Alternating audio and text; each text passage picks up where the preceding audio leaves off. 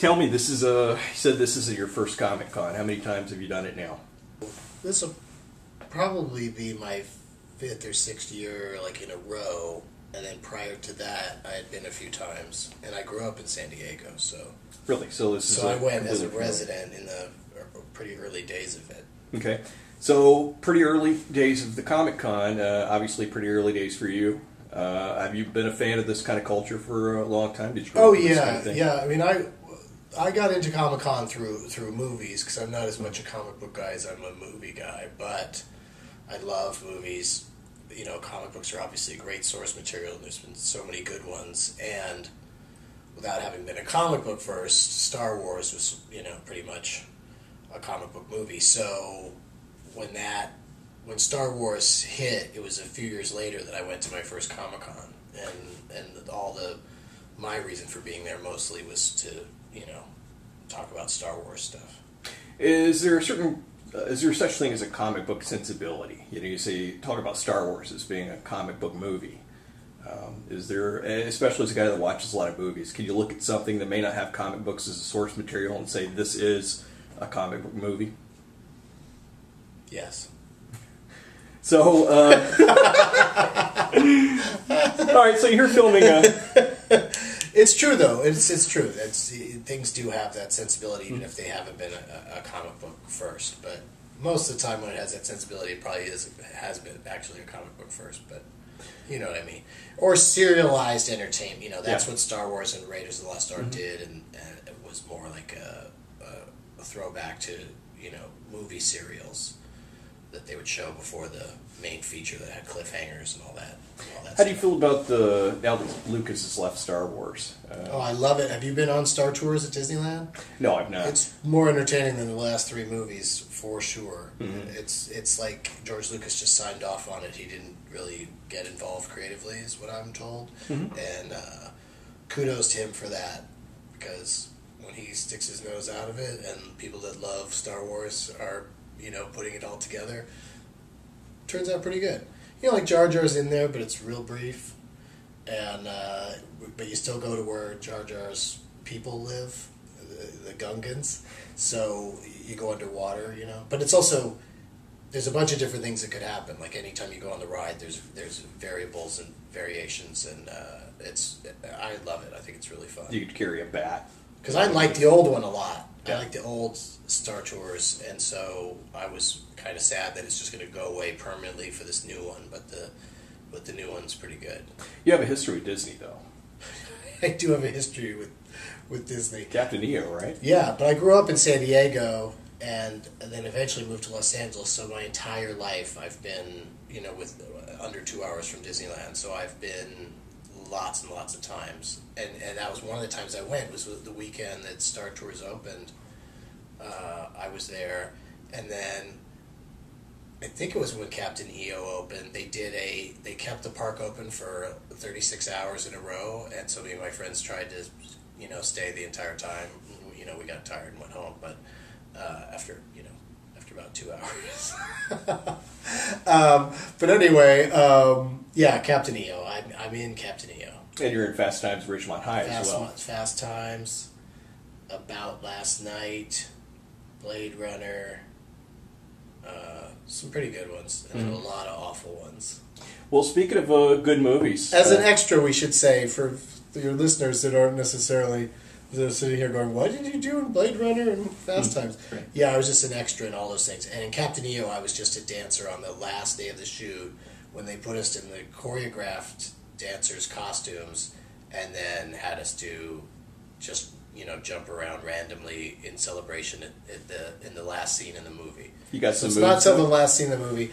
I have to be sitting right next to you and go, that's me right there to spot it, because there's a lot of quick cutting to get away from my terrible dancing. You got some moves. So you say.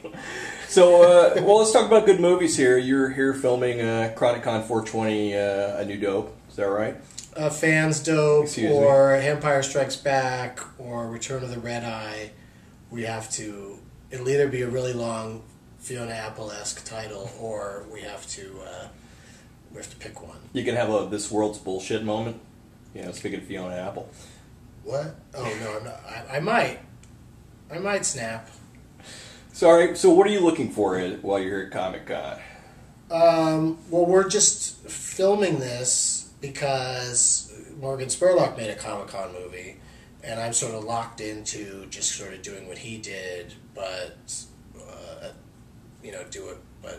high on weed.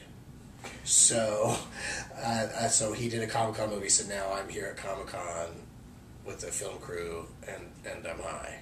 So, where is the line between just trolling and honoring his work? Are you stalking him at this point? I don't think it's. It's not.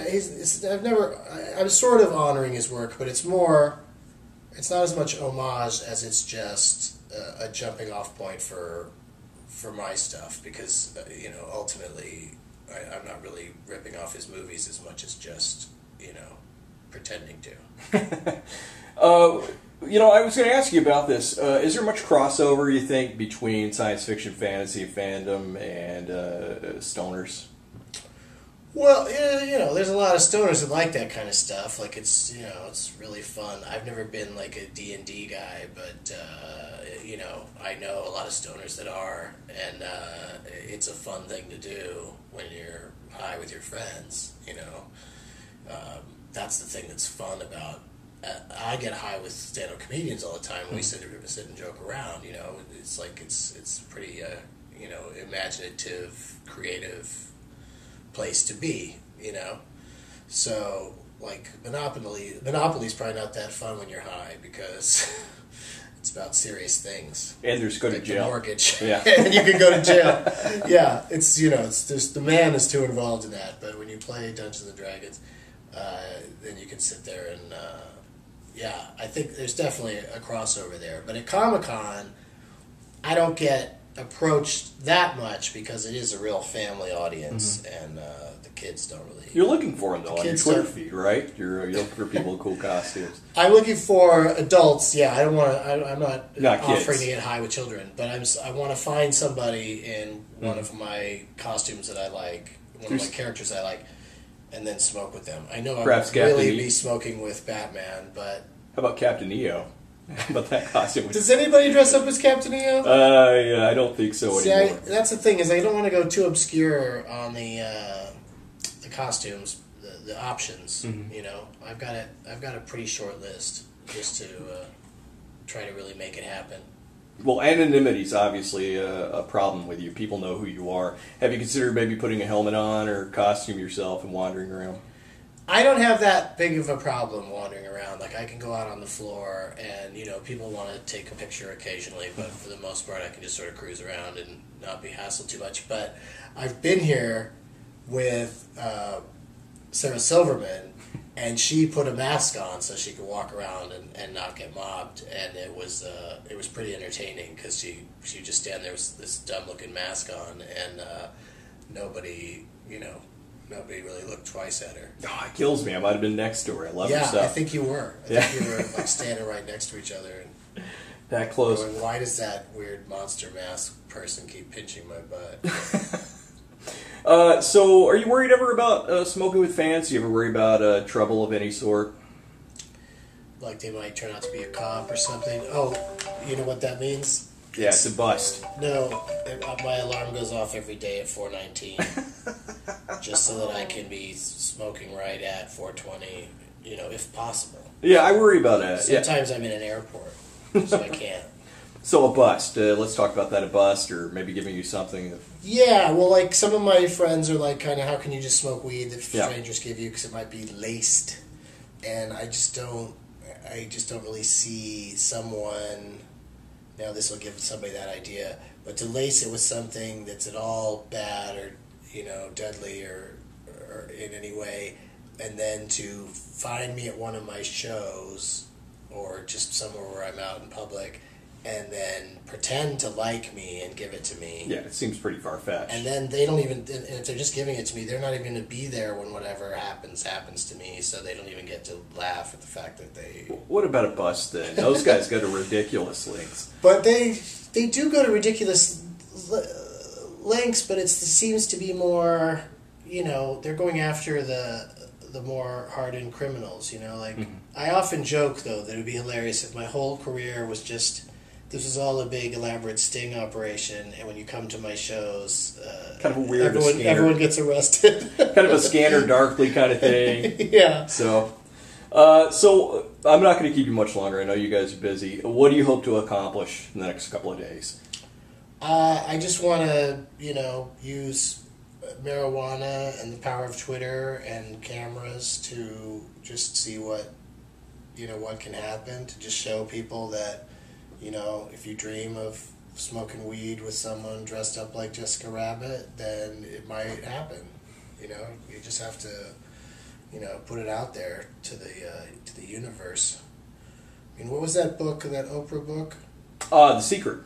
No, I think The Help is what I'm thinking of. Well, that's a pretty good part to end on. Okay, thank you so much for having me on the Disinfo cast, and it was nice to meet you. Yeah. And anyone out there listening to this, don't just ask me to do your podcast because this only worked once. Thank you so much.